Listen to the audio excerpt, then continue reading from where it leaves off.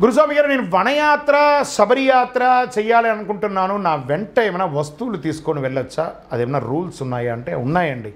ఇంతకుముందు plastic bottle అక్కడ దొరికేది, ఇప్పుడు ప్లాస్టిక్ నిషేధం కాబట్టి ముందు అర్జెంటుగా ఒక వాటర్ బాటిల్ కొనుక్కోండి, ఒక ప్లేట్ కూడా పెట్టుకోండి, మీ దగ్గర తప్పు లేదు. మీ మెడిసిన్స్, మీరు వాడుతున్న మెడిసిన్స్ కంపల్సరీ, అండర్వేర్స్, అండర్ ఆర్మ్స్కి ఈ అబ్జర్వ్ పౌడర్, ఇవన్నీ మెడికల్ రిలేటెడ్గా అన్నీ పెట్టుకోవాలి. ఎక్కడ పడితే అక్కడ స్నానం చేస్తూ ఉంటాం కాబట్టి. మీ బట్టలు,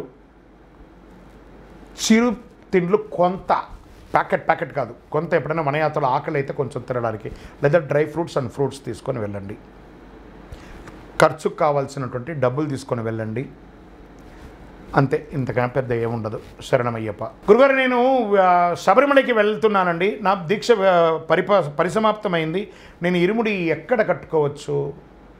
ఇంట్లో కట్టుకోవచ్చు, దేవాలయంలో కట్టుకోవచ్చు, లేదా గురుస్వామి గారి ఇంటికి వెళ్ళి కట్టుకోవచ్చు, ఎక్కడైనా కట్టుకోండి. శరణమయ్యప్ప.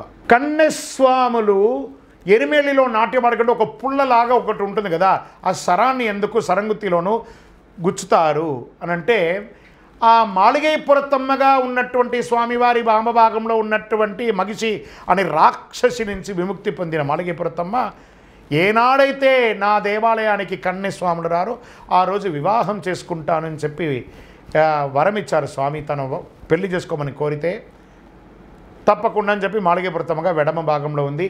అప్పటి నుండి ఇప్పటి వరకు కూడాను కన్యస్వాములు దినదిన ప్రవర్తమానం పెరుగుతున్నారు.